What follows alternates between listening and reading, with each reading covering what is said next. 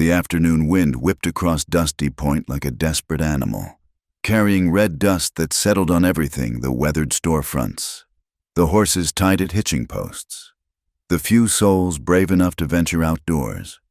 Eliza Mayfield sat just inside the doorway of her shop, Mayfield Stitchery, her needle moving in steady rhythm as she finished the last seam on a simple wedding dress. The fabric was cheap calico, but her stitches were as fine as any Eastern seamstress might produce. 2 years a widow, she'd learned that keeping her hands busy kept the memories at bay. The sun blazed overhead, turning the unpaved Main Street into a furnace. The air hung thick with the smell of tanned leather, horse sweat, and the ever-present dust that seemed to coat the inside of one's throat. The wooden sign above her door creaked on its hinges, the painted letters fading under the relentless New Mexico sun. Through her window, she could see the town's respectable women hurrying past, their eyes carefully averted from her shop. A widow who refused to remarry or move in with relations was something to whisper about in Dusty Point. The thunder of hooves announced riders approaching from the north. Eliza didn't look up. Cattle drives came through regular enough, bringing cowboys hungry for civilization and trouble in equal measure. But these horses slowed at the edge of town, and she recognized the distinctive gait of the lead mount. Cole Hartley was back from the latest drive. Through her window, she watched him dismount outside the saloon. Trail dust covered him from hat to boots, and dark circles shadowed his eyes, evidence of too many nights sleeping under stars and watching for rustlers. Inside the saloon, she heard the usual calls: "Look who's back." The rancher's boy playing at being a real cowhand. Cole's father owned the largest spread in 3 counties, and folks never let the younger Hartley forget it. Eliza returned her attention to her work, checking the hem length one final time. Mrs. Morrison would collect the dress tomorrow for her daughter's wedding. Plain as it was, it would serve its purpose: respectability on a schoolteacher's budget. She was reaching for her scissors when she smelled the smoke. At first, just a hint of burning wood, different from the usual smell of cooking fires. Then stronger, sharper. Eliza stood, her heart suddenly pounding. Through the thin wall separating her shop from Murphy's feed store, she could hear crackling the chimney. Murphy's ancient chimney with its cracked mortar and tilting stack. Smoke began seeping through the gaps in the wallboards. Eliza grabbed the wooden box containing her thread, months of credit at the general store, wound onto precious spools. She snatched the wedding dress and her account book, then hesitated. The Singer sewing machine sat in the corner, black iron gleaming despite its age. James had saved for 2 years to buy it for her, his last gift before the fever took him. The smoke thickened. She could hear shouting now, men running, but that machine, she couldn't let it burn, dropping everything but the thread box. Eliza pulled her shawl over her nose and mouth and plunged back inside. The heat hit her like a physical blow. Flames were already licking through the wall, catching on the dry pine boards. The Singer sat there, impossibly heavy, impossibly precious. She grabbed the wheel, trying to drag it, but the smoke made her eyes stream. Her lungs burned. Strong hands suddenly gripped her shoulders, pulling her back. "Are you crazy?" a voice shouted. Cole Hartley pushed past her, his own bandana tied over his face. In one motion, he hefted the sewing machine, all 50 pounds of it, and staggered toward the door. Eliza grabbed the wooden base, helping guide him through the smoke. They burst into the afternoon air, both coughing violently. Cole set the machine down in the dust, then doubled over, hands on his knees. Eliza's eyes watered from smoke. She told herself, not from the unexpected kindness of a near stranger. "Thank you," she managed between coughs. He straightened, pulling down his bandana. For a moment, their eyes met his, the color of creek water, hers dark as coffee. No flirtation there, no conquest. Just 2 people who'd touched the edge of loss and pulled back. The fire brigade, such as it was in Dusty Point, had formed a bucket line from the water trough, but the wind caught the flames, sending sparks onto Eliza's roof. Within minutes, Half her shop was ablaze. By sunset, the fire was out, but the damage was done. The north wall of Mayfield's stitchery stood black and skeletal. The roof had partially collapsed. Eliza sat on her saved sewing machine, surrounded by the few bolts of fabric they'd managed to rescue, and surveyed the wreckage of her independence. Sheriff Pike ambled over, notepad in hand, a thin man who always seemed to be looking past whoever he was talking to. Pike made a show of writing down details. "Looks like Murphy's chimney finally gave out," he said, not meeting Eliza's eyes. "These old buildings, fire hazard." "That chimney's been cracked for 2 years," Eliza said quietly. "I told the town council 3 times. Pike shrugged. "Well, nothing to be done now. You got somewhere to stay. Mrs. Mayfield." Before she could answer, Silas Dugan's voice cut through the evening air. "Terrible thing. Just terrible." The cattle baron stood against a post, his black suit unmarred by dust or ash. He smiled, but it never reached his eyes. "I'd be happy to extend a loan for repairs. Mrs. Mayfield. Very reasonable terms." Eliza knew those terms. Half the businesses in Dusty Point owed Dugan money, and he collected in more than cash. "Thank you, Mr. Dugan, but I'll manage." "Will you now?" His smile widened. "A woman alone, no roof over her business, winter's coming, gets cold in New Mexico." "I said I'll manage." Cole stepped forward. "She's got help. I can get canvas from the ranch, some lumber, have a temporary roof up by week's end." Dugan's eyes narrowed. "That's so. And what's your interest here? Young Hartley." "Being neighborly," Cole said evenly. "Something you might try sometime." The 2 men stared at each other. Around them, the townsfolk pretended to be busy with the cleanup while watching every move. Widow Mayfield and the Hartley boy the gossips would feast for weeks. Dugan finally laughed, a sound like gravel in a pan. "Neighborly, of course." He tipped his hat to Eliza. "My offer stands, Mrs. Mayfield. When you come to your senses." After he left, Eliza turned to Cole. "You don't owe me anything." "Nobody said anything about owing." He looked at the ruined shop. "I've got men who can help. We'll start tomorrow." "I can't pay." "Did I ask for pay?" He met her eyes again, and this time something flickered there. Respect, maybe understanding. "You saved that machine for a reason. Seems foolish to let it sit idle for want of a roof." The evening wind picked up, carrying the smell of char and defeat, but also, faintly, the scent of rain from the mountains. Hope, maybe, or just another desert illusion. "I cook a fair supper," Eliza said finally. "Nothing fancy, but if you're going to be working—" Cole's weathered face cracked into the first genuine smile she'd seen from him. "I've been eating trail beans for 3 weeks. Mrs. Mayfield. Anything cooked in a real kitchen sounds like heaven." As the stars began to emerge in the darkening sky, Eliza looked at her salvaged possessions, the singer, the thread box, a few bolts of cloth. Not much to rebuild a life on. But then, she'd started with less when James died. And this time, maybe, she wouldn't be rebuilding alone. The coyotes began their evening chorus from the hills, their calls echoing across the desert. Dusty Point settled into another night, unaware that the fire had burned more than wood and fabric.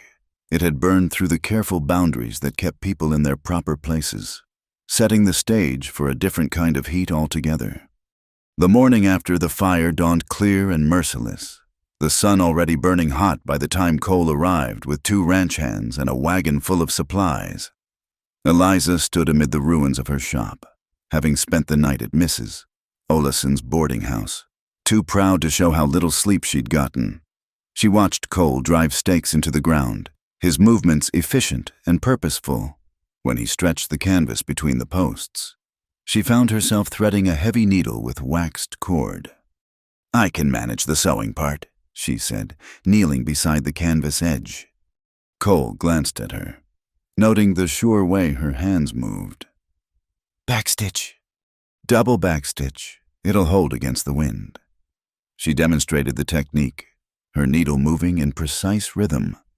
Strange, how her trade could help rebuild her own shelter. The irony wasn't lost on either of them. As they worked, memories surfaced unbidden. James collapsing in the field, the fever that took him in 3 days despite all her prayers and cool cloths. The singer had arrived a week after the funeral ordered months before, a surprise he'd never seen her receive. For 2 years, that machine had been her anchor, each stitch a small defiance against grief.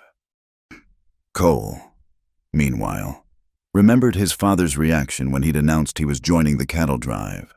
Real men don't work for wages. The old man had said, they own land, they own cattle, they own their fate. But Cole had seen what ownership did turned men hard as the land they claimed, measuring worth in head of cattle and acres fenced. "Heard about the railroad," Eliza said, breaking the silence. "They say it'll come through Dusty Point by spring." Bringing civilization, according to the newspapers. Cole hammered another stake.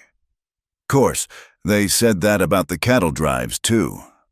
"You don't sound convinced." He paused, wiping sweat from his brow. "Railroad means more than goods and people. Means company stores, company prices.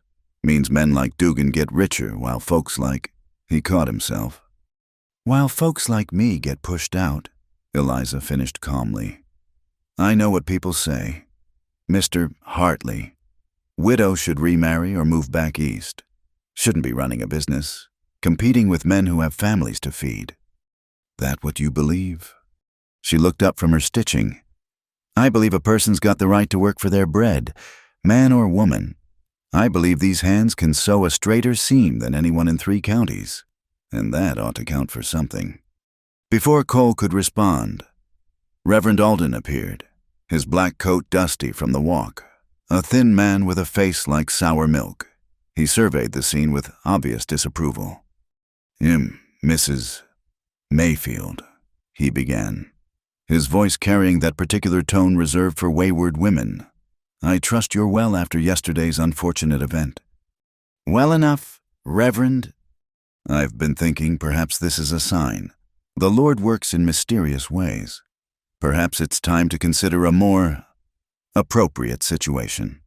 My sister in Santa Fe takes in respectable widows." "I appreciate your concern," Eliza interrupted, her needle never pausing. "But I have work here. The railroad crew will need uniforms. 30 men, maybe more." The Reverend's lips pursed. A woman alone, conducting business with rough men. It invites talk. Mrs. Mayfield invites worse than talk. Cole straightened from his work. "With respect, Reverend, seems to me Mrs.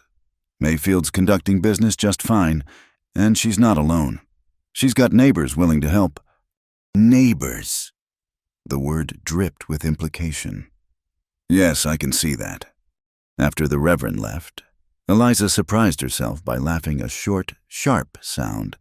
"He means well, I suppose." "He means to see everyone in their proper place," Cole said. "His kind always do." By midday, they'd made progress on the temporary shelter. Word had spread. As word always did in Dusty Point, some folks walked by, pretending business elsewhere while stealing glances. But something unexpected happened. Nora Olison arrived with water and sandwiches, followed by 2 of her boarding house girls. "Figured you could use some help," Nora said simply. She was a tall Norwegian woman who'd buried 2 husbands and now ran the cleanest boarding house in the territory. Many hands make light work. Soon they had an efficient system, Cole and his men on construction, the women organizing the salvaged goods and cleaning soot from the singer. Eliza felt something unknot in her chest. Not charity, these women understood the difference. This was solidarity. "Heard Dugan bought up all the fabric from Mendoza's last shipment," one of the girls mentioned casually, "storing it in his warehouse." Eliza's hands stilled. Without fabric, she couldn't fill orders. Without orders, she couldn't eat. All of it. "Every bolt," Paid cash, too. Mendoza couldn't refuse. The trap was elegant in its simplicity. Dugan would wait until she was desperate, then offer to sell at triple the price. No doubt, or perhaps he'd simply hold it until she agreed to his loan terms. That evening, Cole walked Eliza to the edge of town where the land rose slightly, offering a view of the valley. The grass was brown and sparse, scattered with devil's thorn that tumbled with each gust of wind. Above, a hawk circled lazily, hunting for prey among the rocks. See that gulch? Cole pointed to a dry wash cutting through the landscape. Come the rains, that'll run fast enough to drown a man. But right now, it's bone dry. Land out here, it's either too much or too little, never just right. Why show me this? Because you need to know what you're up against. Not just Dugan this place. It'll kill you 9 ways before breakfast if you're not careful. That cactus there. He indicated a sprawling, prickly pear. Looks harmless enough, but the spines'll fester if you don't dig them all out. See how the bark's torn on that mesquite cattle thieves came through 2 nights back. Moving fast, probably hit the Benson spread. Eliza studied the signs he pointed out, filling away the knowledge. You're trying to scare me off. I'm trying to keep you alive. His voice was rough. You're not playing by the rules folks expect. That makes you a target. I've been a target since the day James died. She met his eyes steadily. I can handle talk. It won't stop at talk. That night proved him right. Someone or several someones had visited the salvaged fabric. Nothing stolen, but sticky pine pitch had been splashed across several bolts, ruining yards of material. Eliza discovered it at dawn, running her fingers over the destroyed cloth. She didn't cry, didn't rage. Instead, she heated water and began the tedious process of trying to save what she could. Cole found her there, scrubbing with lye soap until her hands were raw. This won't be the last of it, he said quietly. I know. She didn't look up. Doesn't matter. I've got orders to fill. With what fabric? She gestured to a small stack of salvaged pieces. I'll make do. Piece together scraps if I have to. Turn collars, mend tears, make something from nothing. It's what women do. Mr. Hartley, we make do. He watched her work, noting the determined set of her jaw, the steady movement of her hands despite the damage. His father would call her foolish, stubborn. Cole was beginning to think those might be the qualities that mattered most out here. There's a man in Las Cruces, he said finally. Deals in fabric. Owes me a favor from the last drive. It's 2 days' ride. But I can't pay for shipping. Who said anything about payment? He pulled on his gloves. I'm heading that way anyway. Ranch business. It was a lie, and they both knew it. But Eliza had learned when to accept help and when to preserve pride. This required both. I'd be grateful, she said simply. As Cole prepared to leave, Sheriff Pike appeared, notepad in hand. Heard about the vandalism, he said, not quite meeting anyone's eyes. Any idea who might have done it? You tell me, Sheriff. Eliza replied, You're the law in Dusty Point. Pike scribbled something meaningless. Without witnesses, not much I can do. Could have been anyone. Drifters. Maybe. Been a lot of strangers through town. Strangers who knew exactly where I stored my fabric. The sheriff's face reddened. Now, Mrs. Mayfield, I don't care for what you're implying. I'm not implying anything, she said evenly.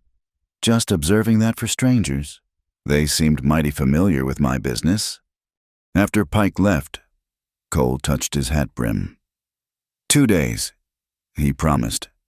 Keep that Winchester handy. Eliza watched him ride out, then returned to her salvage work. The sun climbed higher, baking the earth until it cracked like broken promises.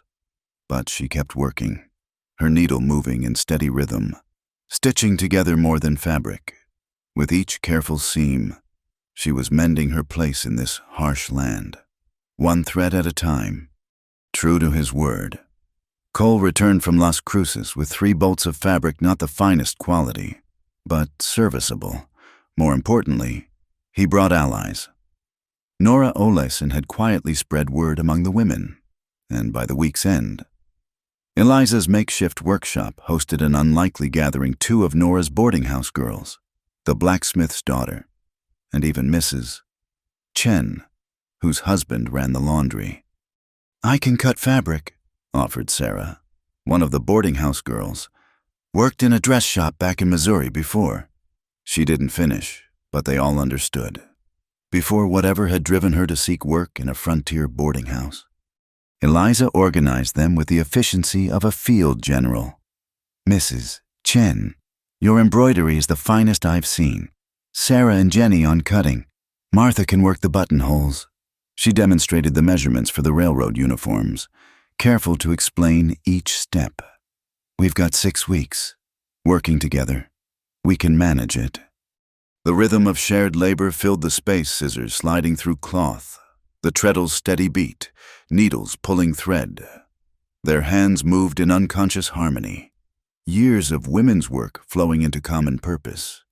The singer hummed under Eliza's guidance while hand sewers worked on finishing touches. Cole arrived daily with small improvements, a better lamp, sturdy shelves, a lock for the door that actually held. He worked quietly, respectful of the women's space, but his presence had shifted something when Tom Bradley, one of Dugan's rougher hands, loitered too close to the shop. Cole simply stood and cleaned his rifle on the porch. Bradley found business elsewhere. 3 days into their work, the dust storm hit. It came from the west, a wall of yellow-brown that turned noon to twilight. The wind screamed like something alive and angry, driving grit through every crack and crevice. The women scrambled to cover the fabric, throwing sheets over the work tables.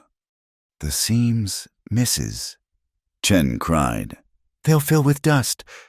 Eliza grabbed the finished pieces, shoving them into the one cabinet that still had solid doors. Cole and Sarah fought to secure the canvas walls, but the wind threatened to tear everything apart in the chaos. Eliza's hands found Cole's as they both reached for the same rope. For a moment, in the howling semi-darkness, they stood close enough to share breath. His fingers were rough but gentle as they briefly covered hers. "Inside," he shouted over the wind. "All of you." They huddled in Nora's boarding house while the storm raged.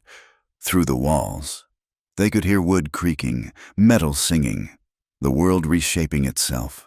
When it finally passed, Dusty Point looked like it had been beaten with a giant's fist. Dust drifts leaned against buildings. A wagon lay overturned in the main street. The workshop had survived. Barely, but the well showed cracks, and when Cole hauled up the bucket, the water ran brown with silt. "It'll settle," he said, but Eliza heard the worry beneath his words. Water was life out here, more precious than gold. She surprised him then, producing a length of muslin. "From my petticoat," she said matter-of-factly. "We'll strain it through this. Let it sit in the sun. Used to do it when James and I first homesteaded." Working together, they rigged a filtration system, crude but functional, another skill Cole hadn't expected from a town seamstress. But then, Eliza Mayfield kept proving she was more than what she seemed. The sabotage escalated 2 nights later. Jenny stumbled in at dawn, white-faced. The fabric shipment from Las Cruces, someone got to it. They found the bolts slashed, sticky pine resin poured over the cuts. Worse, several completed uniforms had been taken from the drying line and trampled in the mud. The message was clear: stop, or it gets worse. Eliza stared at the destruction, her face carved from stone. Then, without a word, she began sorting through the damage. "This piece here we can cut around the resin. These edges are clean. Jenny, bring me the scraps bin."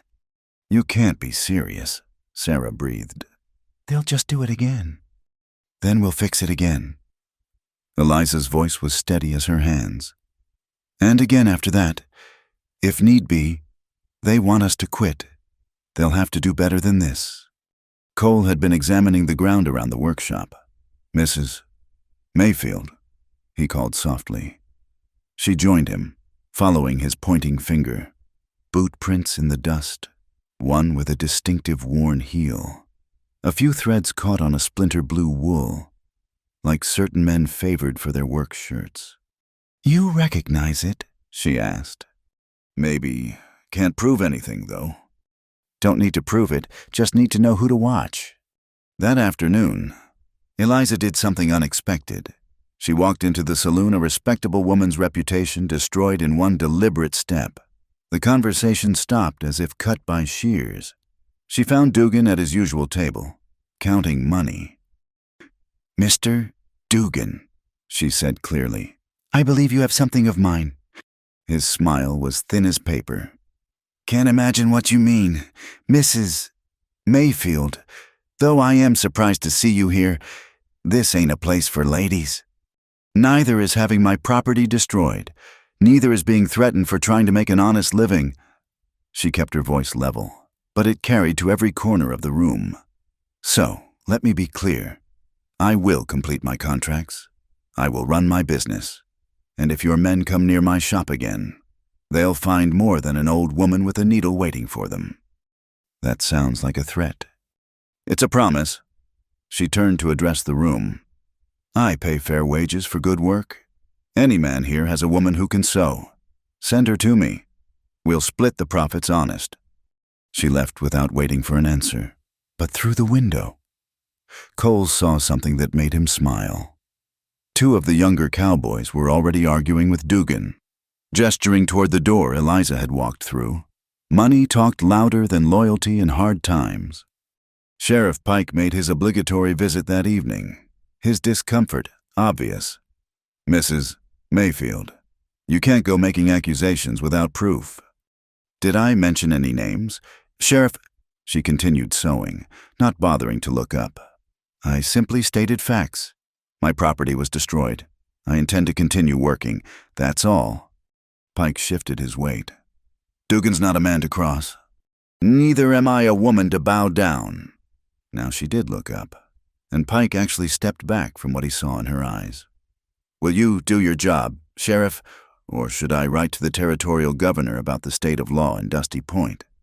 After he left, Cole emerged from the back room where he'd been listening. "You've started something now." "Good." She bit off a thread with perhaps more force than necessary. "I'm tired of shadows and whispers. Let them come in daylight if they dare." But it was Nora who offered the most practical solution. "We organize," she said simply. "Not just for sewing, for everything. They cut one woman's cloth. We all stop washing their clothes. They threaten one of us. They threaten all." The Dusty Point Sewing Circle was born that night, though it was far more than its innocuous name suggested. Within a week, they had assistant lookouts during work hours, shared resources, information networks that rivaled anything the men had built. Cole watched it grow with something like awe. His whole life, he'd seen power flow from strength, money, land. But these women were building something different: power from solidarity, from skills dismissed as women's work turned into economic weapons. "You're smiling," Eliza observed one evening as they checked the newly reinforced door. "Just thinking how my father would react to all this. Women organizing, refusing to know their place." He shook his head. "He'd say the world's ending." "Maybe his world is," Eliza said quietly. "Maybe it's time." The next morning brought the best news: they'd had 12 uniforms completed. Payment received in cash. Real money. Earned honest. Eliza divided it carefully among the workers, keeping the accounts transparent. For some of these women, it was the first money they'd ever earned that wasn't immediately owed to someone else. As the sun set over Dusty Point, painting the dust-hazed sky in shades of copper and blood, Eliza stood in her patched-together workshop and felt something she hadn't experienced in 2 years' hope. Not the fragile kind that broke at first touch, but the sturdy variety, sewn with strong thread and backed by willing hands. Cole found her there, ledger open, planning the next week's work.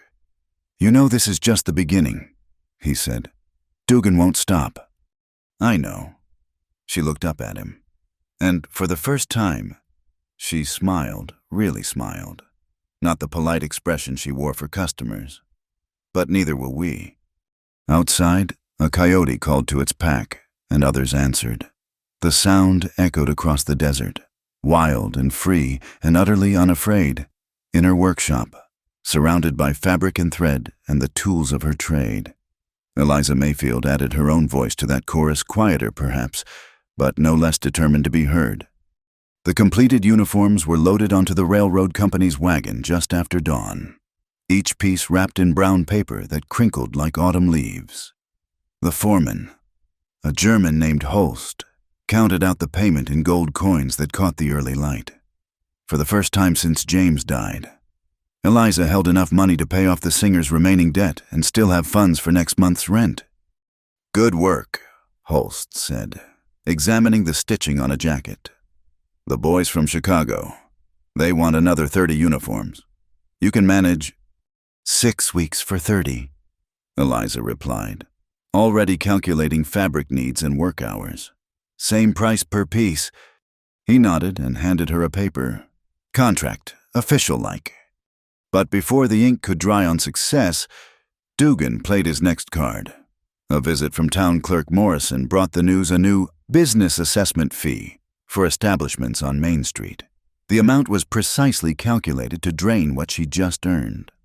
"Since when?" Eliza asked, though she knew the answer.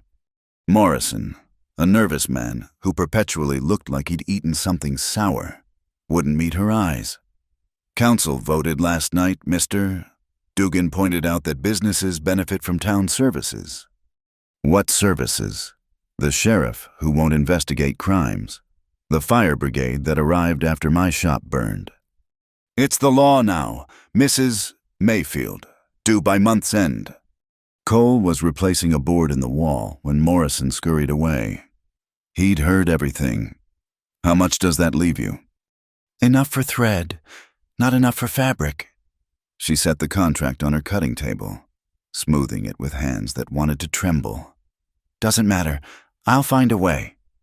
That Sunday, Reverend Alden chose his sermon carefully. He spoke of proper roles, of contentment with one's lot, of the dangers of pride. His eyes found Eliza throughout, sitting in the back pew between Nora and Mrs. Chen. When he intoned about unwomanly ambition and the corruption of gentle hearts, several congregants turned to stare. Eliza sat through it all, back straight as a measuring stick, when the final hymn began. She stood and sang in her clear alto voice, every note a small rebellion. Some women looked away. Others, more than before, nodded slightly as she passed. Outside the church, Mary Patterson approached hesitantly. The banker's wife rarely acknowledged Eliza beyond the minimal politeness required. "Mrs. Mayfield," she said quietly, glancing around. "My daughter Elizabeth. She'd like to learn proper stitching. Would you consider—" "Tuesday afternoons," Eliza replied. "First lessons free." It was a crack in the social wall, tiny but significant. Where Mary Patterson led, others might follow. The afternoon brought Cole and Eliza to the edge of town, checking positions for water barrels. The landscape spread before them endless stretches of buffalo grass gone brown, scattered mesquite trees twisted by wind, mountains like broken teeth on the horizon. The sun was falling toward evening, painting everything in shades of amber and rust. "Beautiful in its way," Cole said, surprising her. "Most folks just see the harsh parts. Beauty and harshness aren't opposites out here. They're dance partners." Eliza shaded her eyes, studying the sky. Those clouds building to the west rain by Thursday. I'd wager— "You read weather now, too." "James taught me, said a woman alone needs to know when to cover the woodpile and when to set out water barrels." The mention of her husband came easier now, like touching a scar instead of a wound. Cole dismounted to examine a low spot where water might collect. "Tell me about him, if you want." Eliza considered, then stepped down from her own mount. He was a dreamer. Thought he'd find silver in these hills, strike it rich. Instead, he found hard work and harder ground. But he never complained, never looked back east with regret, said freedom was worth more than comfort. Sounds like a wise man. Wise enough to marry a woman who spoke her mind and wouldn't simper. A small smile touched her lips. His mother was horrified, said he'd married a termagant who'd lead him to ruin. Did you... Led him to New Mexico. Anyway, some would call that the same thing. She paused, watching a hawk circle overhead. What about you? Why stay here when you could be anywhere? Cole picked up a handful of earth, letting it sift through his fingers. My father measures everything in acres and cattle. My mother, before she died, she saw differently. Used to say the land doesn't belong to us, we belong to it. I never understood until I spent nights under these stars, days reading the stories written in deer tracks and wind patterns. Your father doesn't appreciate poetry. My father doesn't appreciate anything that won't increase his holdings. The bitterness crept in despite his efforts. He's already got a wife picked out for me, Margaret Holbrook. Her daddy owns the bank and 3,000 acres of good grassland. Ah! Eliza's voice was carefully neutral. A good match. A business merger dressed in white lace. He stood, dusting his hands. But that's not we should head back. The ride back was quiet, each lost in thought. The sun dropped lower, stretching their shadows long across the desert floor. As they reached town, they saw Sheriff Pike leaving Dugan's office, tucking something into his vest pocket. Well, Cole said softly, that explains a few things. That night, Eliza opened her account books and faced reality. Even with the sewing circle's help, she couldn't fill the railroad order without fabric. The numbers didn't lie, no matter how many times she recalculated. Cole found her there an hour later, ledger still open, pencil worn down to a nub. How bad? Bad enough. She closed the book firmly. But I've been poor before. At least now I've got company in it. He pulled out a leather pouch, setting it on the table. Call it an investment. The ranch needs reliable suppliers for work clothes, blankets, that sort of thing. Cole, it's business. You'll pay it back with goods. His tone brooked no argument. Unless your pride's worth more than those women counting on wages. She wanted to refuse. Every fiber of proper behavior said she should. But Jenny's baby needed medicine, and Mrs.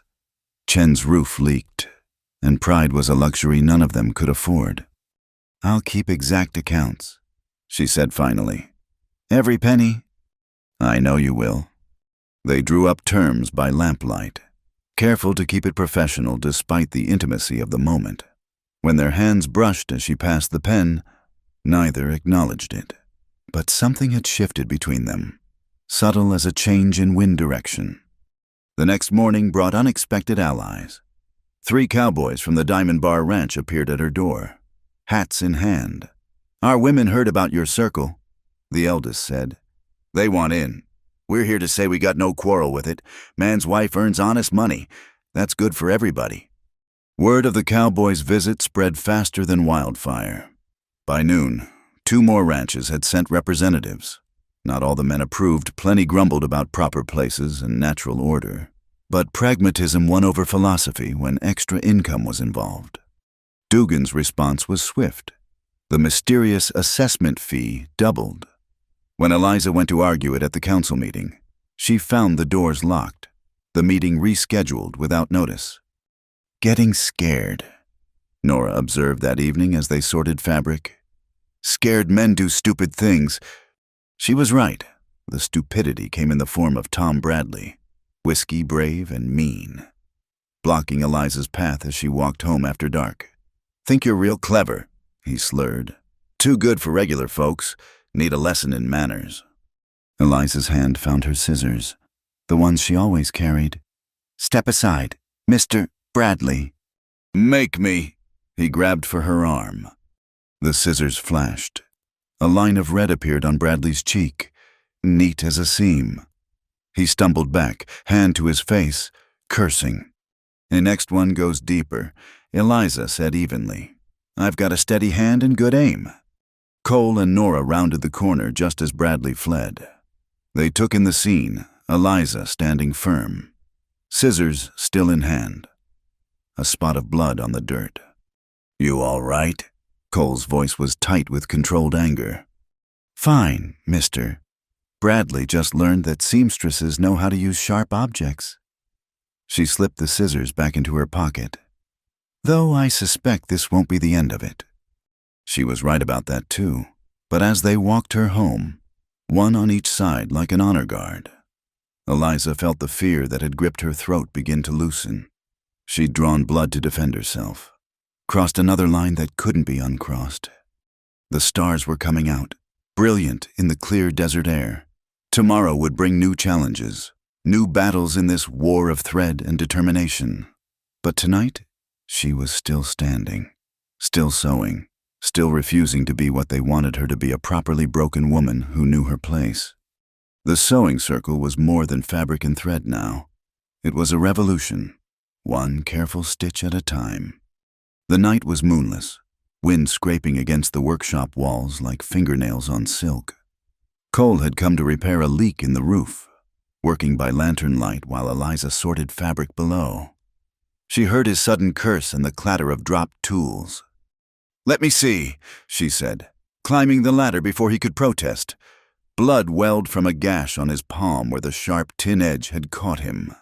Without thinking, she cradled his hand in both of hers, examining the wound by flickering light. It needs cleaning and bandaging. Her voice was steady, professional, but something electric passed between them in the narrow space of the loft. His blood was warm on her fingers, his breathing audible in the darkness. She climbed down first, Cole following, at her work table. She lit another lamp and retrieved her sewing basket, not for thread this time, but for the clean linen strips she kept for emergencies. The desert taught harsh lessons about preparedness. Hold still, she murmured, cleaning the wound with water and whiskey from the bottle Cole produced from his saddlebag. He didn't flinch, though it must have burned. She wrapped the linen carefully, each pass of the bandage deliberate and gentle. You've done this before, he observed. Ranch life teaches many skills. She tied off the bandage, but didn't immediately release his hand. They stood close in the lamplight, close enough that she could see the gold flecks in his eyes, smell the leather and sage on his clothes. Eliza, just her name, nothing more, but weighted with possibility. The moment stretched taut between them until Cole stepped back, breaking the spell. I should go. It's late. Yes. She busied herself putting away the supplies. Thank you for fixing the roof. He paused at the door, silhouetted against the star-drunk sky. Then, so quietly she almost missed it, he said the words that had been haunting them both. The seamstress stitched alone until the rancher's son sowed passion into her nights. The door closed before she could respond, leaving her alone with a racing heart and hands that trembled as they folded the unused bandages. The next evening, after the sewing circle had disbanded for the night, Cole returned. This time, he brought no tools, no excuse for the visit. They sat on the workshop steps, sharing bitter coffee and watching the stars emerge. We need to set terms, Eliza said finally. Clear boundaries. Like a business contract. Like two people who understand that survival comes before sentiment. She turned to face him. I care for you, Cole, more than I should, but I won't be another scandal for this town to feast on, and I won't be the reason you lose your inheritance. My inheritance, he laughed, short and sharp. Land and cattle and a name that comes with chains attached. Chains that feed people, that provide security. She touched his arm lightly. I've been poor. Remember, romance doesn't fill empty bellies or mend leaking roofs. They talked through the night, setting their own laws. Affection expressed in small acts, not grand gestures. No meetings that couldn't be explained by business. Her door locked always for safety. but also for propriety. If they moved toward something more, it would be slowly, with intention. Like sewing, Eliza said, one stitch at a time, each one secure before the next. Dawn was breaking when Tom Bradley made his move, still bearing the mark of Eliza's scissors. He'd gathered liquid courage and a grudge. He jimmied the workshop's back window, intent on teaching a lesson to the woman who'd dared mark him. But Cole, sleepless and restless, had been walking the perimeter. The crash of breaking glass brought him running. He found Bradley inside, reaching for the bolts of fabric with oil-soaked rags. The fight was brief but vicious. Bradley had size and rage. Cole had sobriety and training. They crashed through Eliza's carefully organized workspace, scattering patterns and thread. A fist connected with Cole's jaw, sending him into the cutting table. He came up with the heavy fabric shears in his hand. "Drop them," Bradley snarled, pulling a knife. Cole didn't drop them. Instead, he moved with the fluid grace of a man who'd faced down charging cattle and survived. The shears caught Bradley's knife hand, sending the blade spinning. Before Bradley could recover, Cole had him on the ground, knee in his back. Eliza appeared with her Winchester, still in her night robe, but steady as stone. "I'll watch him. You fetch the sheriff." "Pike won't." "Then fetch whoever will listen. Nora's got a cousin who's a ranger. Maybe it's time we involved real law." By full daylight, Bradley was tied to the hitching post outside the workshop, the oil-soaked rags displayed as evidence. Half the town had gathered, drawn by the commotion. Sheriff Pike arrived last, his face sour. "Now, let's not be hasty," Pike began. "Tom here was probably just breaking and entering with intent to commit arson." Cole interrupted. "Unless you're saying oil rags in a fabric shop at dawn have another purpose." The crowd muttered. Even those who disapproved of Eliza's independence couldn't stomach arson.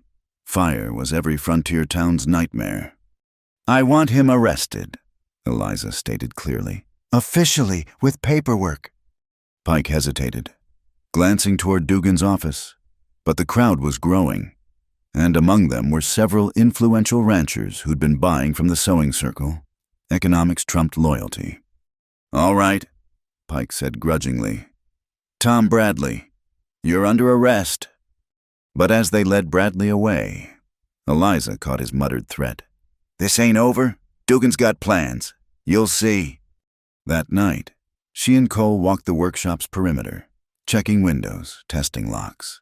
The confrontation had escalated things beyond mere harassment. They both knew it. "He'll hire professionals next time," Cole said quietly. "Men who won't get caught playing with oil rags. Then we'll be ready." Eliza's jaw set stubbornly. "I won't run. Not from my home, not from my work." "I'm not asking you to run." He stopped walking, turning to face her in the darkness. "I'm asking you to let me help protect what you've built. Not because you're weak, because you're valuable. To this town, to these women, to me." The admission hung between them like a bridge partially built, waiting for her to complete the span. "All right," she said finally. "But we do this properly.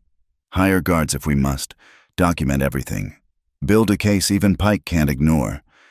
And if Dugan comes at us through legal channels, then we meet him there too.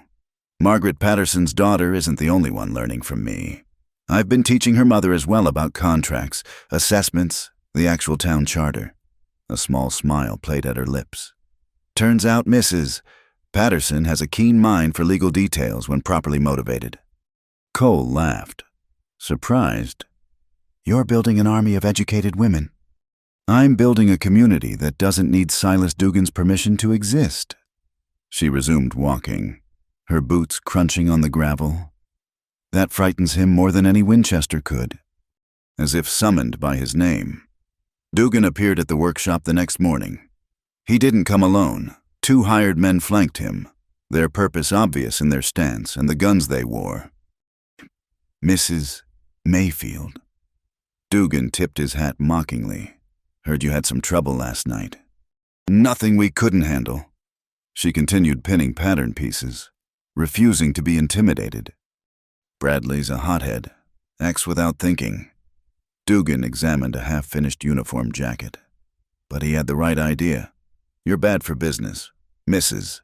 Mayfield. Women getting ideas, thinking they don't need men's protection, men's guidance. It's unnatural.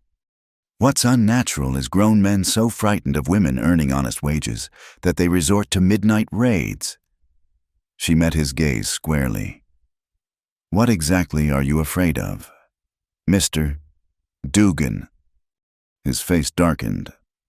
You think you're clever. Got yourself a protector in young Hartley. Got these women dancing to your tune. But Cole's daddy won't live forever. And when the ranch passes to new hands, where will you be then?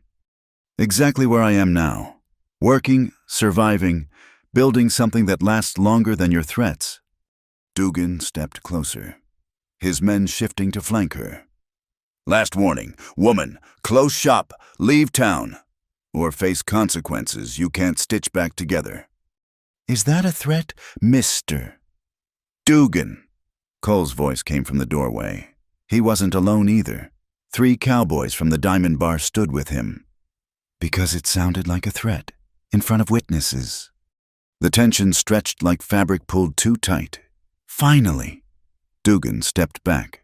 Just friendly advice, he said smoothly. The frontier's dangerous for a woman alone. Good thing I'm not alone then. After Dugan left, the cowboys lingered. Ma'am, the eldest said, the boys and I have been talking. Our women are part of your circle now. That makes their troubles our troubles. You need night guards. We'll take shifts. It was more than protection, it was recognition. The sewing circle had become something larger than any of them had imagined. As Eliza looked at the men willing to stand guard, at Cole organizing schedules, at the women arriving for the day's work, she felt something she hadn't experienced since James died belonging. That night, she worked late finishing a particularly complex jacket. Cole kept watch outside, visible through the window, when she finally emerged. He was whittling by lamplight, turning wood into something delicate. What are you making?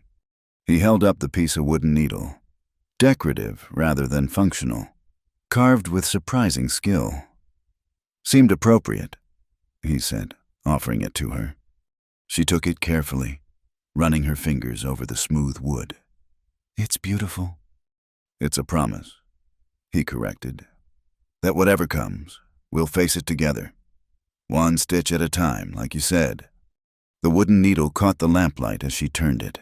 A simple gift that spoke of complex futures. Tomorrow would bring new challenges Dugan wouldn't accept defeat easily. But tonight, under the vast desert stars, surrounded by friends and protected by community, Eliza Mayfield allowed herself a moment of pure hope. The seamstress who had stitched alone for so long was alone no longer. And the passion that grew between her and Cole was sown not just into stolen nights, but into the very fabric of the life they were building together. The attack came at dusk, when the light was treacherous and most folks were sitting down to supper. Eliza had stayed late to finish a delicate piece of embroidery. The workshop quiet, except for the rhythmic whisper of thread through fabric. She heard boots on the wooden walkway outside, not the familiar tread of Cole or the other guards, but something predatory and deliberate. Tom Bradley burst through the door, his face twisted with rage and humiliation. The scar from her scissors stood out livid against his flushed skin. Thought you were done with me, didn't you? He advanced, backing her against the cutting table. Thought your rich boy and his hired guns would keep you safe.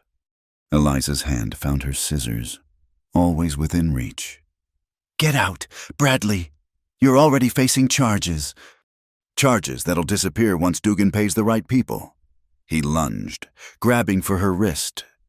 The scissors flashed again, but this time Bradley was ready. He knocked them from her grip, pinning her arms. His breath reeked of whiskey and malice. Time you learned your place, woman. Eliza drove her knee upward, making him grunt and loosen his grip. She twisted free, scrambling for anything the heavy shears, a pressing iron, anything. but Bradley recovered quickly, catching her by the hair, yanking her head back. The workshop door exploded inward. Cole and Nora burst in together, Nora carrying her old Remington rifle. The barrel swung toward Bradley with deadly precision. "Let her go," Nora commanded, her voice steady as her aim. "Won't ask twice." Bradley released Eliza, raising his hands. But as he backed away, his boot caught the oil lamp on the work table. Whether by accident or design, it toppled, oil spreading across the fabric samples. "No!" Eliza dove for the lamp, but Cole caught her, pulling her back as flames bloomed across the table. "The fabric, the orders," she fought against his grip, watching weeks of work catch fire. "Let it burn," he said firmly, dragging her outside. "Things can be replaced. You can't—" Nora kept her rifle trained on Bradley as they evacuated. The fire brigade formed quickly this time. Word of the last fire had made everyone vigilant.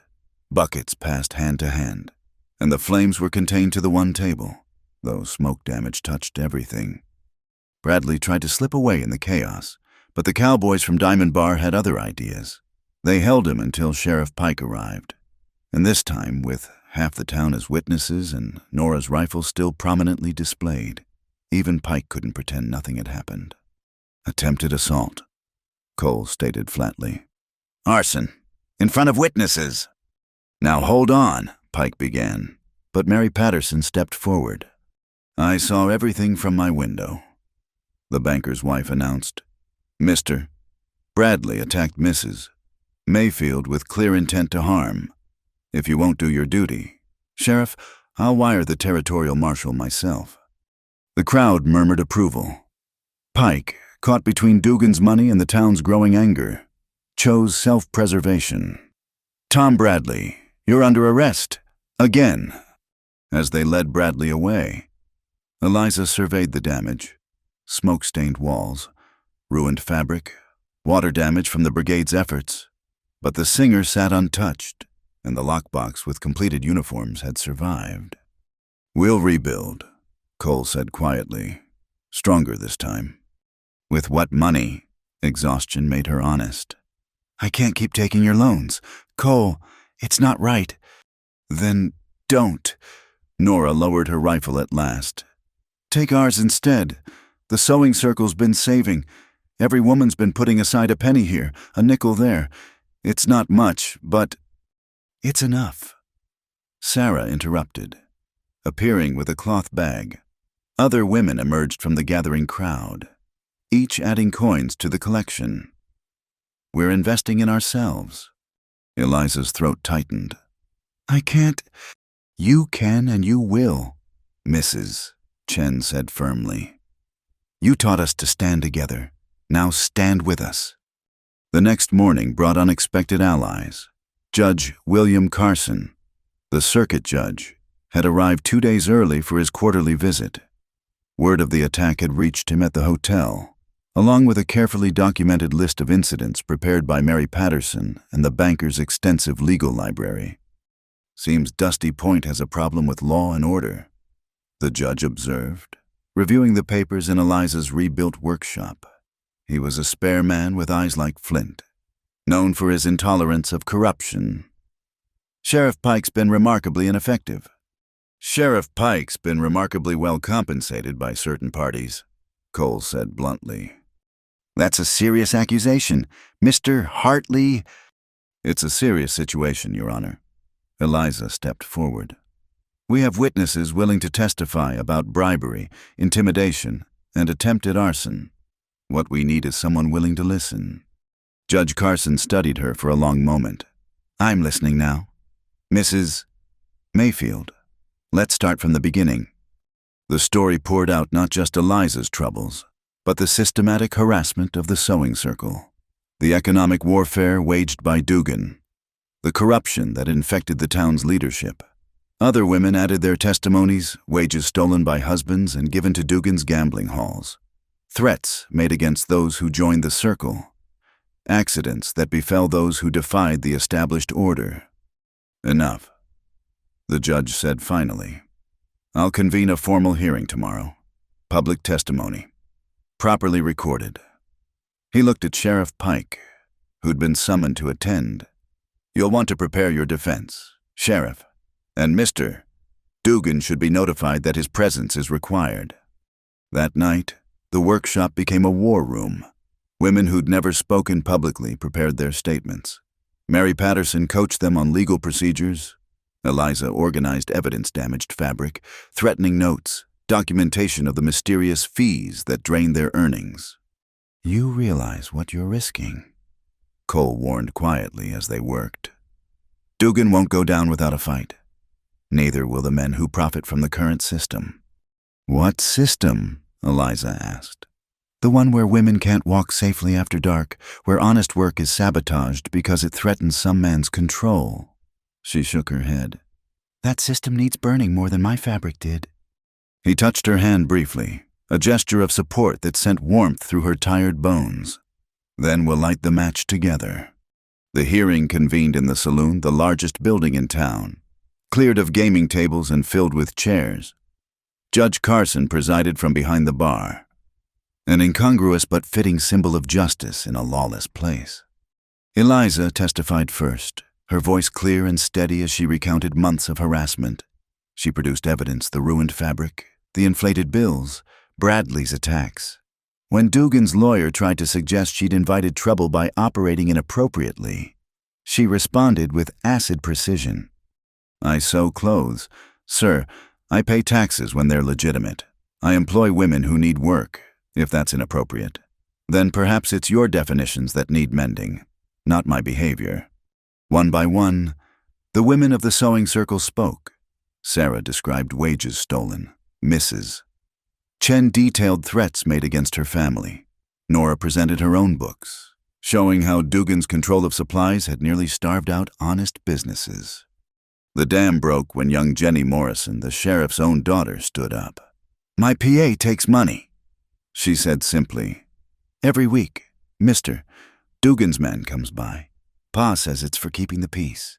But what peace is there when women fear the dark?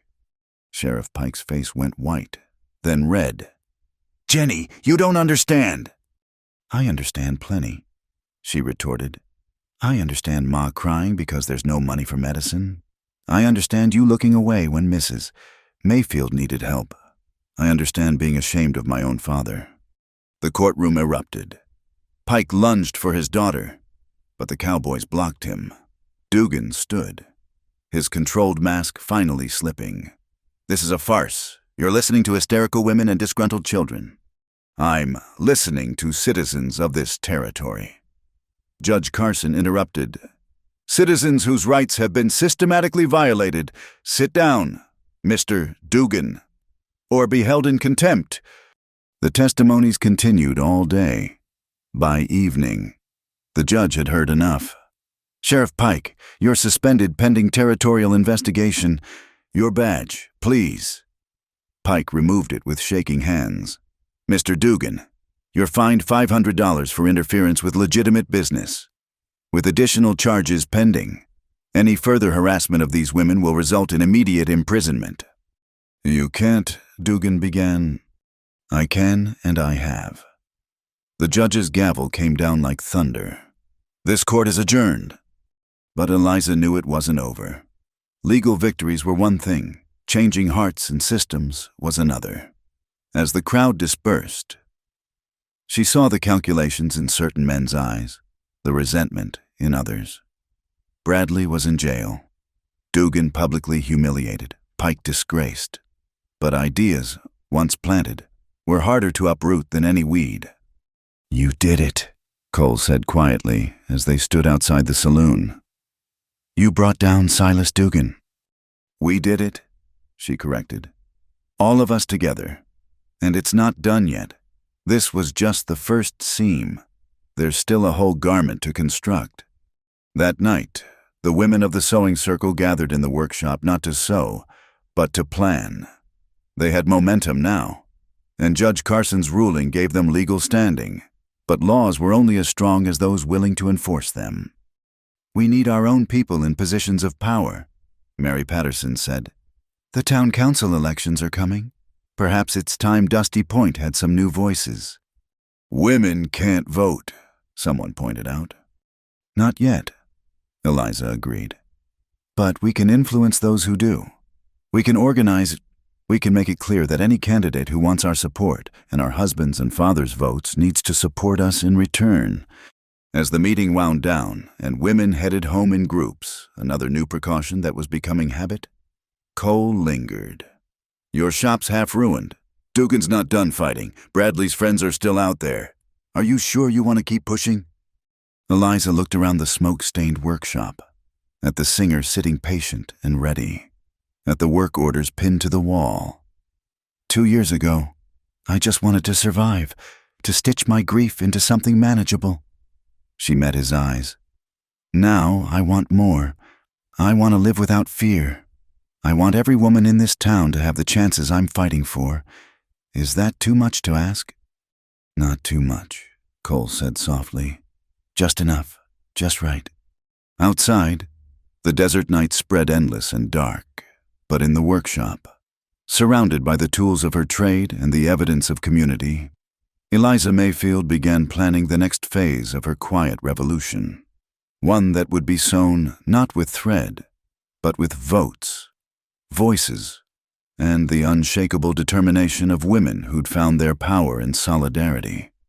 The seamstress had stitched alone no longer, and the passion between her and Cole still careful, still growing, was just one thread in the larger tapestry they were weaving together.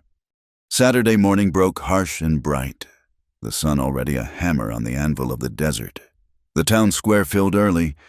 Word of Judge Carson's presence had traveled fast, drawing folks from outlying ranches and settlements. What had started as a hearing about harassment had become something larger, a reckoning for Dusty Point. Eliza stood before the makeshift court, her evidence laid out with the same precision she used for pattern pieces. The contracts with inflated fees, the fabric destroyed by sabotage, the testimonies written in careful hands by women who'd never before spoken publicly about their troubles. Your Honor, she began, her voice carrying across the crowded square. What I present isn't just about one woman's business or even one group's struggles. It's about whether law means the same thing for everyone, or only for those who can afford to buy it. Judge Carson, seated behind a table borrowed from the hotel, nodded for her to continue. His presence alone had shifted the town's atmosphere. Federal authority carried weight that local corruption couldn't easily dismiss.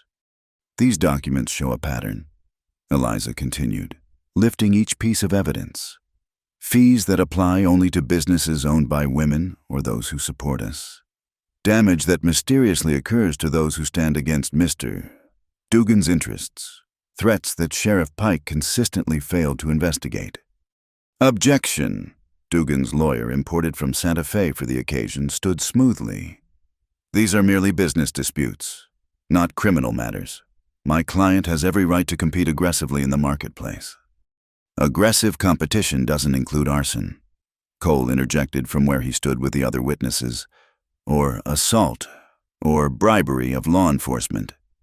The judge raised a hand for silence. I'll hear all testimonies before making any rulings. Mrs. Oleson, you're next. Nora took the stand with her characteristic dignity, describing years of systematic pressure. Every woman who showed independence faced the same treatment. Higher prices at Dugan-controlled stores, husbands pressured at work to control their women, mysterious accidents. She looked directly at Dugan. My first husband died in one of those accidents. Fell from a roof he'd worked on for 20 years, the day after I refused to sell my boarding house to Mr. Dugan's associates. A ripple went through the crowd. This was older history, darker than many had known. The testimonies continued. Mrs. Chen described finding her laundry slashed, the washing kettles overturned. After she joined the sewing circle, Sarah told of being followed home, threatened with ruin if she continued working with Eliza. Even Mary Patterson, respectable banker's wife, testified about the sudden audit of their books after she'd supported the women's cause.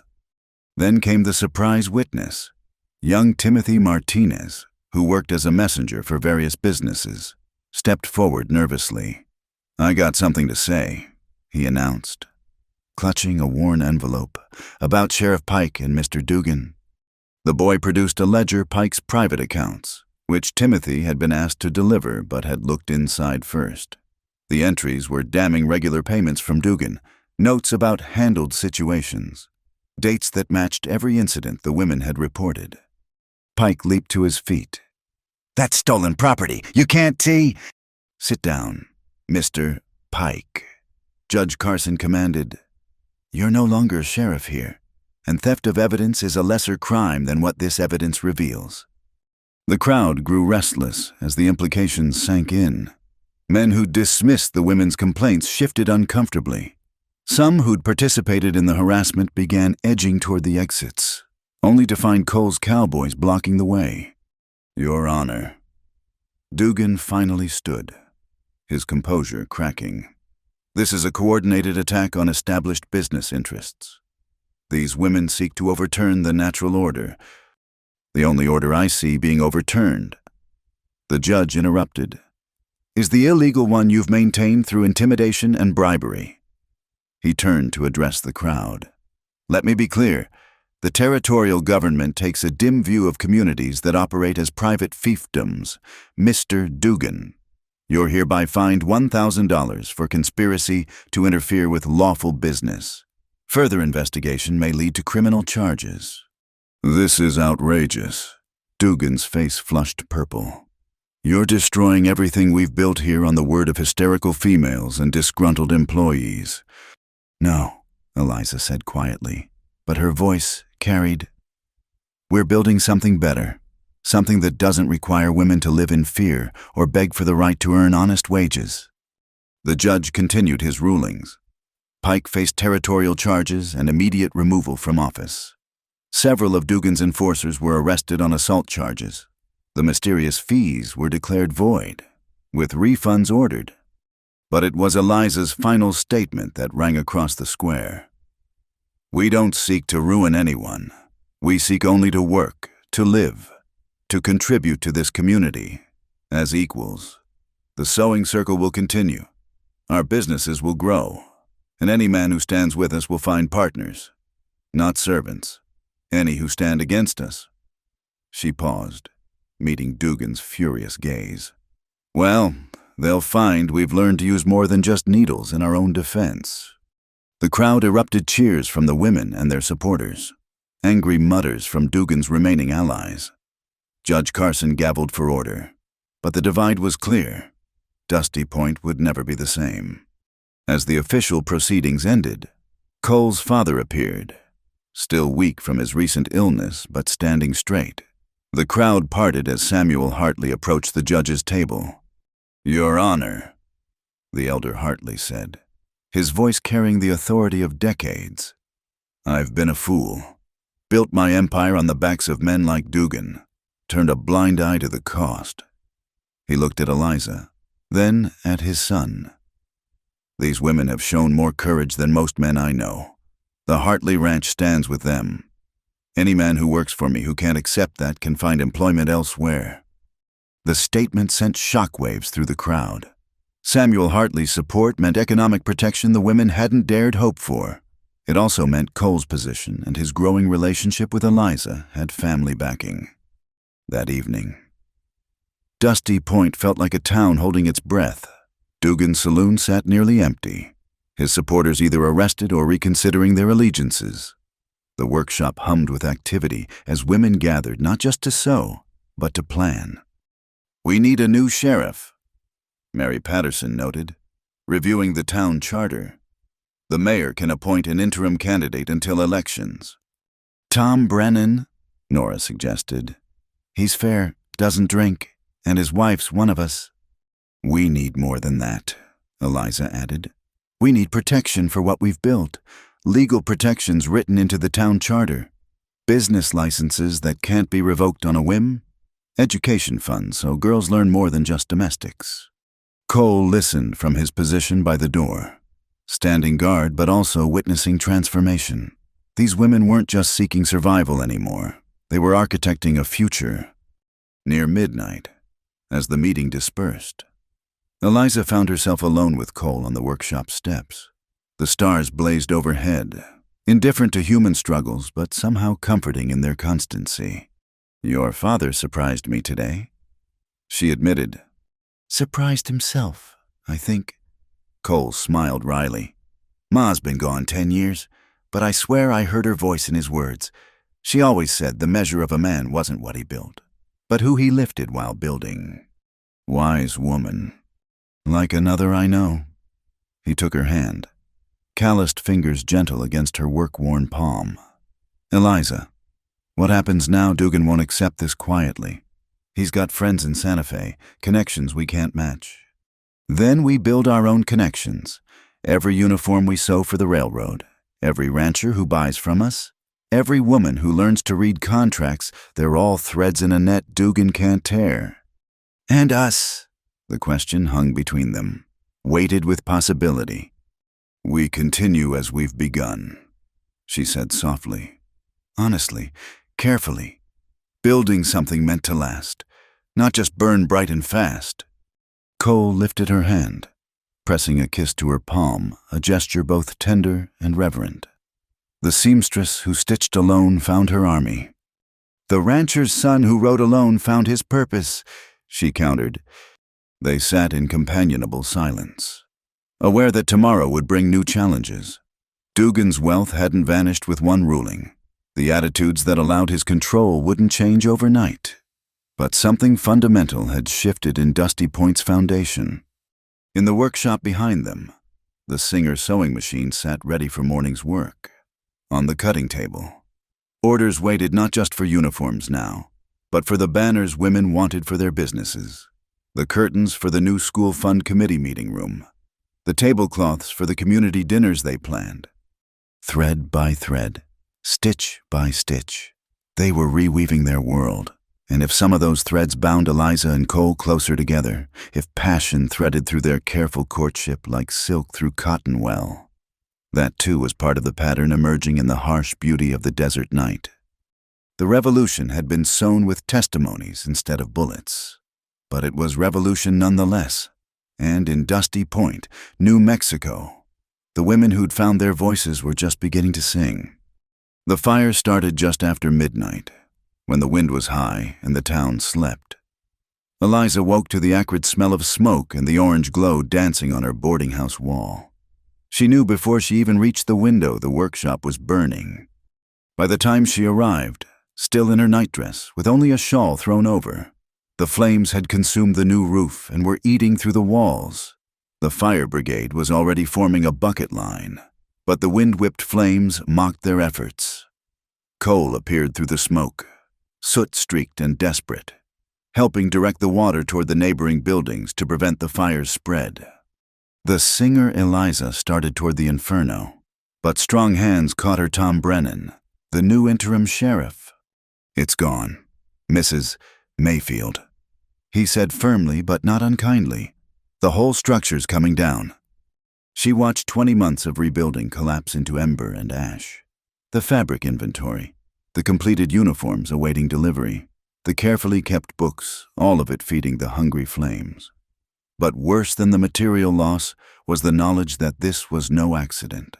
The smell of kerosene cut through the smoke, and boot prints in the dirt told their own story. "Found him!" One of the cowboys dragged a figure into the firelight, not Bradley this time, but a stranger, his clothes reeking of accelerant, a professional, hired from outside. The man spat at their feet. "Won't talk. Don't matter what you do." "Don't need you to talk." Cole said grimly. "Your boots match the prints. The kerosene on your clothes tells the story. And that burn on your hand says you were careless with the matches." As dawn broke over the smoldering ruins, the sewing circle gathered. Some wept at the devastation. Others stood silent, faces carved from stone. The Singer, that faithful machine that had survived so much, was a twisted mass of metal in the ashes. "It's over," Sarah whispered. "How can we continue without—" "No!" Eliza's voice cut through the despair. "It's not over. They want us to think it is, but it's not." She turned to face the women. "We've lost things before. Husbands, children, homes. Did we stop living? Did we stop fighting? But we have nothing left, another woman protested. No machines, no fabric, no shelter. We have our hands, Eliza interrupted. We have our skills. We have each other. And now we have something else, proof that they fear us enough to bring in outside killers. Tom Brennan had been questioning the arsonist. He returned with a grim expression. He won't name who hired him, but his horse has a Santa Fe livery brand. 3 guesses who has connections there. Dugan, Cole said flatly, playing his last cards. Then let's play ours, Eliza declared. Mary, how much is in the Circle's emergency fund? $43.60. Enough for train fare to Santa Fe? I'll go to the territorial capital, speak to the governor himself if needed. This ends now. Oh, you can't go alone, Nora protested. She won't, Cole said. I'm going with her. And we're taking evidence photographs of the ruins, the arsonist's confession, everything Judge Carson documented. While they planned the journey, unexpected help arrived. Samuel Hartley appeared with a wagon full of lumber and a crew of ranch hands. For rebuilding, he said simply. This time with adobe walls. Let's see them burn that. Other ranchers followed suit. By noon, the ruins were being cleared and foundation lines marked. But the real surprise came from the railroad office. Mr. Holst, the German foreman, arrived with an envelope. The company heard about the fire, he said. They're advancing payment for future orders. Also, he produced a second envelope. The ladies at our Chicago headquarters took up a collection when they heard about your circle. $150. They said to tell you women must stand together, east or west. Eliza's hands trembled as she accepted the money. It was more than charity. It was recognition from women they'd never meet. Solidarity that stretched across a continent. The preparations for Santa Fe continued through the day. Evidence was gathered, documents copied, testimonies notarized by Judge Carson before his departure. But as evening approached, a complication arose. Bradley had been released from jail, insufficient evidence. The district attorney claimed he was seen drinking in what remained of Dugan's saloon, boasting about unfinished business. We can't leave the women unprotected, Cole argued. And we can't miss the territorial assembly session, Eliza countered. This is our chance to get real protection, not just local promises. The solution came from an unexpected source. Margaret Holbrook, the banker's daughter Cole was supposed to marry, arrived at the temporary headquarters with her father. Miss Mayfield, she said formally, I know you have no reason to trust me, but I want to help. My father and I will personally guarantee the Circle's safety while you're gone.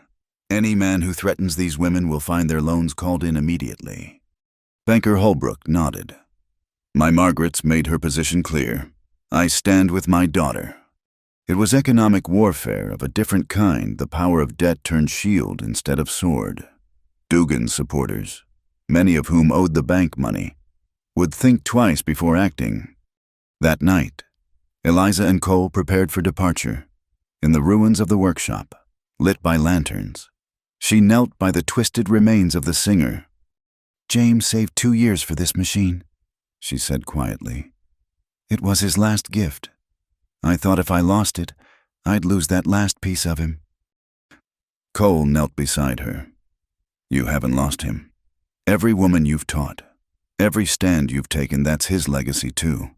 The machine was just metal. What you built with it can't burn. She leaned into his strength, allowing herself a moment of grief.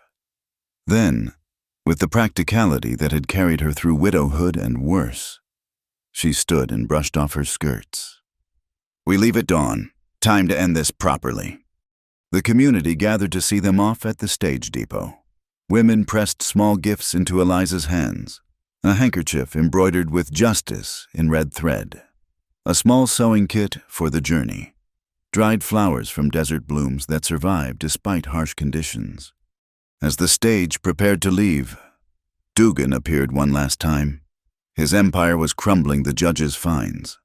The loss of support, the federal attention, but his hatred remained strong. "You think you've won," he called out. "You've destroyed the natural order of things. When this all collapses, when your women are starving because they've forgotten their place, our place," Eliza interrupted from the stage window, "is wherever we choose to stand, and we choose to stand together." The stage lurched into motion, carrying them toward Santa Fe and a larger battle.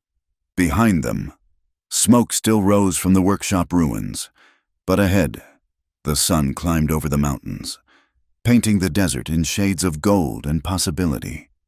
Cole took her hand as Dusty Point disappeared behind them. "Whatever happens in Santa Fe, we face it together," she finished. "Like everything else."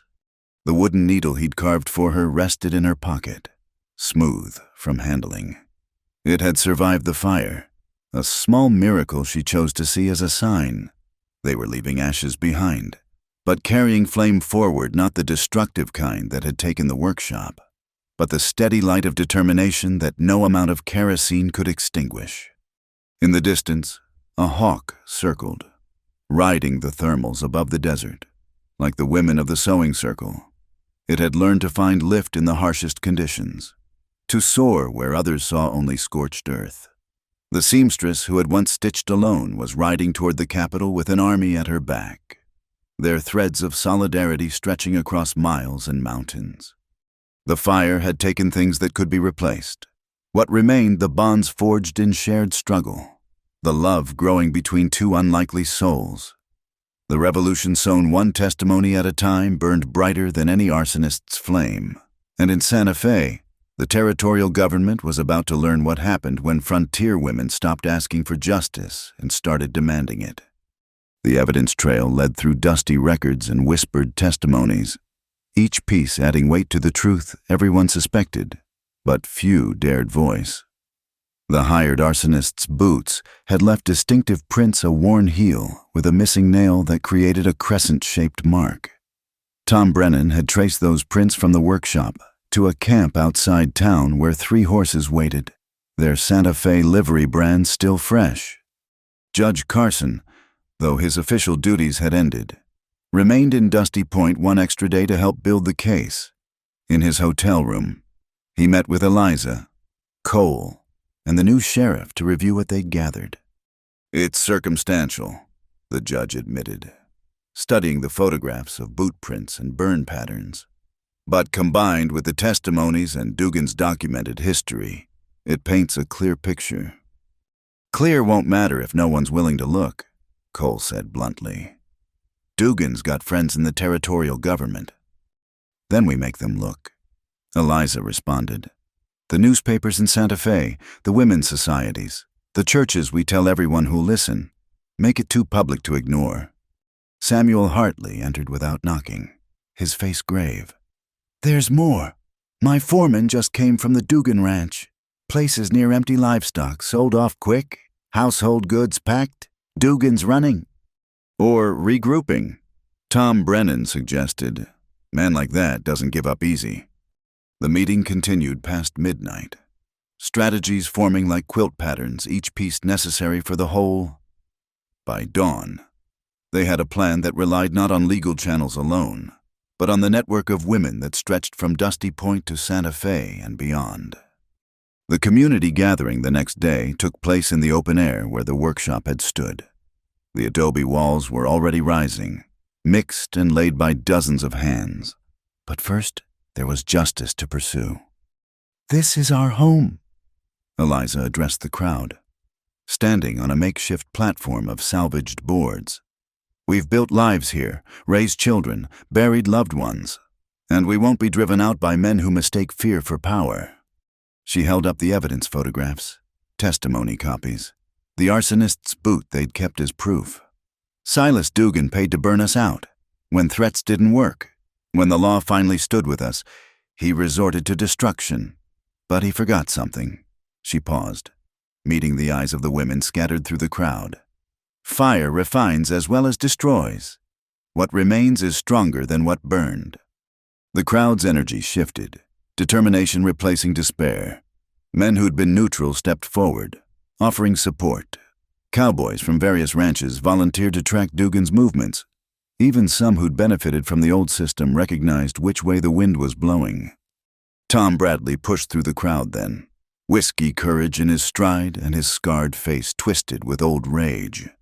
"You think you've won something, Dugan's gone, but there's others. You can't change nature.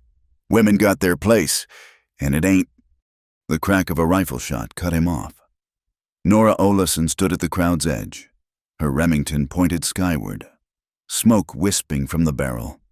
"Mr. Bradley," she said calmly, "you were saying—" Bradley's liquid courage evaporated. He looked around, finding no support in the crowd, then slunk away.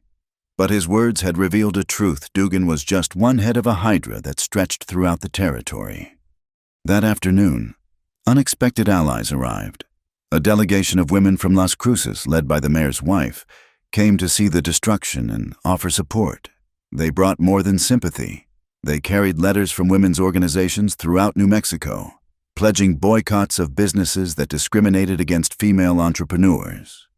"We heard what you've built here," Mrs. Vega, the delegation's leader, explained. "Not just the sewing circle, but the idea that women can stand together, protect each other, thrive despite opposition. That idea is spreading like wildfire."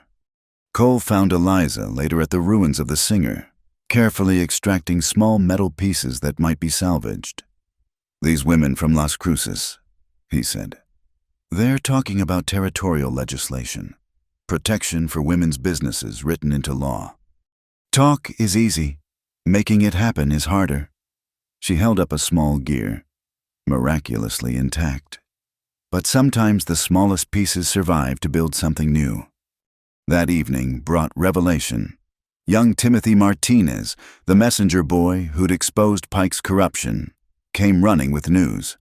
Found him Dugan's holdup at the old Chavez Ranch, 15 miles north. Saw his man Vicente buying supplies in Socorro. The information triggered heated debate. Some wanted immediate pursuit. Others counseled waiting for federal marshals. But it was Samuel Hartley who proposed the solution. "We go as a community," he said. "Not a mob, not vigilantes. Citizens making a lawful arrest. With our appointed sheriff leading, we show that Dusty Point stands by its own justice." The expedition formed at dawn 30 riders, including ranchers, cowboys, and several women who could shoot as well as they could sew. Eliza rode beside Cole, her divided skirt practical for the journey, the wooden needle tucked safe in her pocket like a talisman. The Chavez Ranch sat in a valley where cottonwoods marked a struggling creek, once prosperous. It had been abandoned after drought killed the wells. Now smoke rose from the chimney, and horses stood in the corral, Dugan's last redoubt. Tom Brennan called out from behind cover. "Silas Dugan, you're wanted for conspiracy, arson, and attempted murder. Come out peaceable." The response came in gunfire shots that kicked up dust but found no targets. The riders spread out, taking positions that cut off escape routes. It was a siege, not a battle, and time favored justice. "You're finished, Dugan," Cole shouted. "Your money's frozen. Your men deserted you. Even Santa Fe won't shelter you now." More shots, but desperate ones. Then Brady's voice, high with fear. "I ain't dying for him, I'm coming out." Brady emerged, hands high, followed by 2 other hired guns. That left Dugan and perhaps 1 or 2 loyalists. The sun climbed higher, heat building in the valley like pressure in a pot. Finally, Dugan himself appeared in the doorway, still trying for dignity in his dusty black suit. "You've destroyed everything," he called out. "The order that built this territory, the system that kept women slaves and men either tyrants or cowards." Eliza interrupted, riding forward despite Cole's protest. "Yes, Mr. Dugan, we've destroyed that, and from its ashes, we'll build something better." Dugan's hand twitched toward his gun, but 20 rifles swinging his way changed his mind. Tom Brennan moved in, securing the weapons, reading the charges in a clear voice that carried across the valley. As they prepared to transport the prisoners back to Dusty Point, Dugan made one last attempt. You think this ends with me? Every town from here to California runs the same way? You're fighting human nature itself. Then we'll keep fighting. Eliza replied simply, one town, one law, one stitch at a time. The return to Dusty Point felt like a festival parade. People lined the streets, watching the man who'd terrorized them for years brought in like common criminals. At the jail, reinforced now and under honest management, Dugan and his remaining supporters were locked away to await federal marshals. That night, the community celebrated in the space where the new workshop was rising. Tables appeared laden with food. Guitars emerged, and for the first time in memory, women danced freely in the main street without fear of judgment or worse. Cole found Eliza standing apart, watching the celebration with thoughtful eyes. "You did it," he said softly.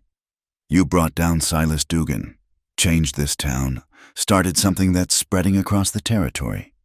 "We did it," she corrected, but smiled. "And it's far from over. There are more Dugans out there, more towns where women live in fear, more battles to fight. But not tonight." He held out his hand. "Tonight, we celebrate. Dance with me." She hesitated. Public dancing would cement what everyone suspected about them, would cross lines that couldn't be uncrossed. Then she thought of all the lines she'd already crossed, all the boundaries she'd broken, and placed her hand in his. They danced under the stars while the wooden needle rested in her pocket and the adobe walls of the new workshop stood witness. Around them, women who'd learned their own strength laughed and sang, planning futures that would have been impossible just months before. In the jail, Dugan sat in darkness, his empire reduced to iron bars and the knowledge that he'd been brought down not by rival businessmen or government intervention, but by women with needles and thread and the courage to say, "Enough." The seamstress had stitched more than garments. She'd woven a net of solidarity that stretched across the desert, binding women together in shared purpose. And the rancher's son who'd sown passion into her nights had become something more, a partner in rebuilding not just a workshop or a business, but an entire way of life. Tomorrow would bring new challenges: the trial, the territorial legislation, the slow work of changing hearts as well as laws. But tonight, under the vast New Mexico sky, they danced and planned and refused to let fear dictate their limits. The revolution was far from over. It had only just begun to catch fire. Autumn arrived in Dusty Point with its familiar rhythms, cooler nights, golden light that softened the harsh edges of the desert, and the rustle of dried grass that whispered of coming winter. But this autumn was different. The new workshop stood complete, its adobe walls thick and solid, crowned with red tiles that gleamed in the afternoon sun. A wooden sign hung above the door: Dusty Point Sewing Cooperative. No longer just Eliza's business, but a true partnership of 15 women who shared ownership, profits, and decisions. The railroad contract had been renewed and expanded. Orders came now from other towns where women had heard of their success.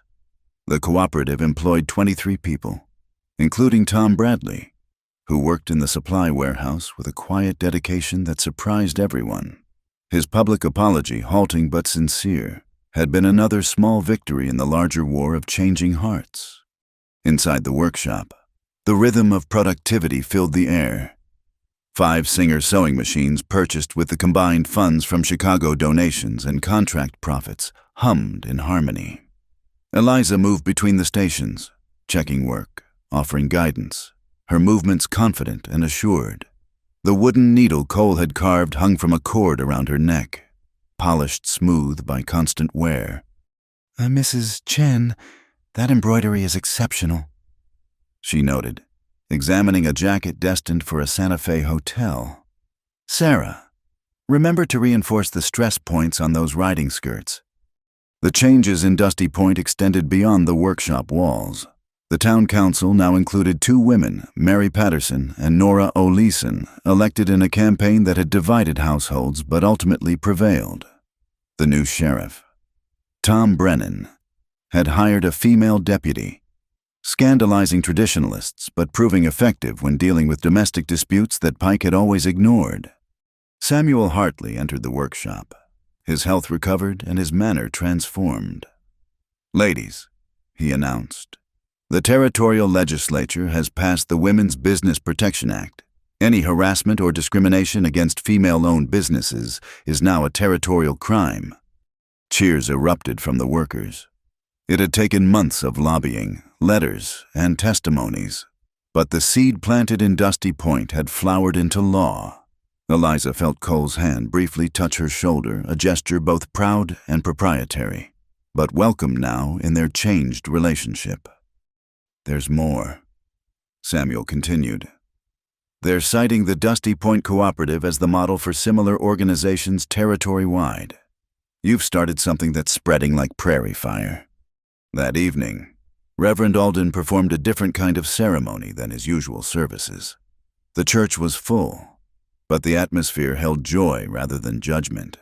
He'd learned, slowly and sometimes painfully, that righteousness came in many forms, including women who refused to accept limitations placed on their potential. "Do you, Eliza Mayfield, take this man to be your lawfully wedded husband?" The Reverend's voice carried none of its former condescension. "I do," Eliza replied, her voice clear and certain. She wore a dress of her own, making cream-colored silk with delicate embroidery at the collar and cuffs. Each stitch placed with the same precision she brought to everything in her life. "Do you, Cole Hartley, take this woman to be your lawfully wedded wife?" "I do." Cole's rough hands were gentle as they held hers, his eyes reflecting the candles and something deeper: respect, passion, and partnership combined. The wedding feast took place in the workshop itself. Tables arranged between the sewing stations, the adobe walls decorated with quilts made by the circle members. It was a celebration not just of two people joining their lives, but of a community transformed. Silas Dugan had been convicted and sentenced to 5 years in territorial prison, a light sentence. Some said, but symbolic in its way. His empire had crumbled, his properties divided and sold. Many bought by the very women he'd tried to suppress. The old saloon now housed a lending library and meeting hall, managed by the Women's Literary Society. As the evening progressed, toasts were raised and stories shared. Margaret Holbrook, who'd become one of the cooperative's strongest supporters, stood to speak. "A year ago, I was prepared to marry out of duty. To be the ornament my father's position required, these women showed me I could be more, that we all could be more." Tom Bradley, sober now for 6 months, added his voice. "I was wrong. Did wrong. Can't undo that, but I can work to be better. These ladies gave me that chance when they didn't have to. That's real strength, lifting up even those who tried to tear you down." As the celebration continued around them, Eliza and Cole stepped outside into the cool desert night. The stars spread above them in their eternal patterns, unchanging witnesses to the human dramas below. 2 years ago, I sat in that doorway stitching a wedding dress for another woman, Eliza reflected. I thought my life was over, that I was just marking time until I joined James. And now I know that life can begin again, that loss doesn't mean the end of growth, that love. She looked up at him. This man who'd entered her life carrying a sewing machine through smoke and had stayed to help rebuild everything. Love can be different the second time. Not lesser, just different. Built on choice rather than chance. Cole pulled her close, his arms strong around her. The seamstress who stitched alone found that some patterns are better made by two, she finished, smiling at their private joke that had become public truth. They returned to the celebration to find the women of the cooperative presenting their wedding gift, a new Singer sewing machine, the latest model, with a brass plate attached to Eliza Hartley, who taught us that threads of courage, woven together, can bind a community in strength. Later, as the party wound down and guests departed in groups, another habit that had become tradition, Cole and Eliza stood in their workshop now, legally and emotionally. The machines sat silent, waiting for tomorrow's labor. Orders were pinned to the board uniforms for the railroad, dresses for the Harvey House restaurants, Work clothes for ranches that now proudly bought from the cooperative.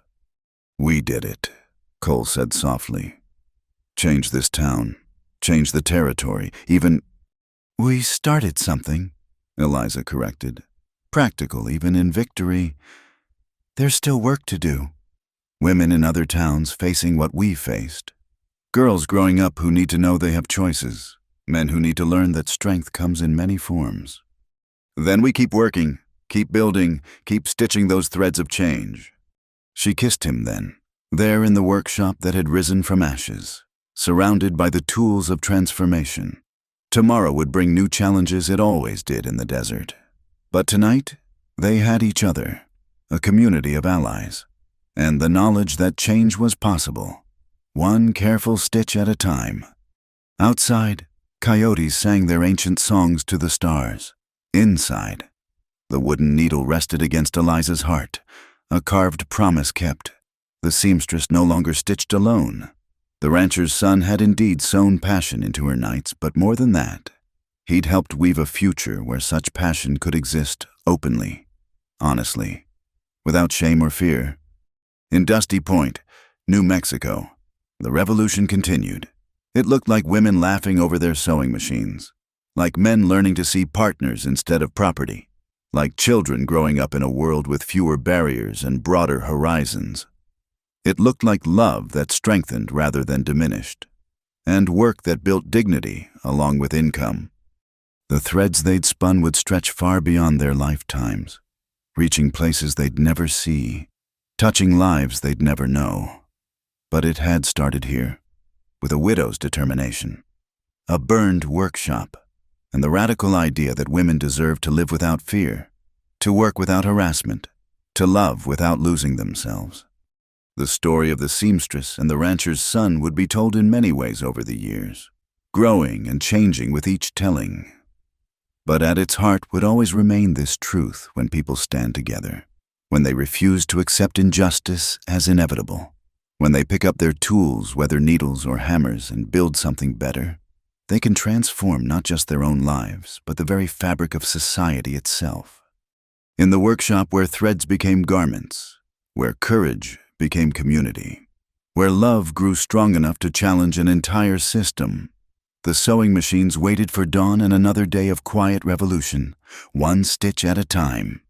Thank you so much for listening to this Wild West love story. Dear listeners, I'm curious to know where in the world you're enjoying these tales of courage and romance from the American frontier. Please leave a comment below sharing your location, whether you're listening from a bustling city or a quiet countryside. I'd love to connect with you all. Don't forget to subscribe to the From Wild West channel for more stories of passion and perseverance from the untamed territories. Share your thoughts about Eliza and Cole's journey in the comments. What touched your heart the most? Your engagement keeps these stories alive and helps our community grow. Until next time, partners.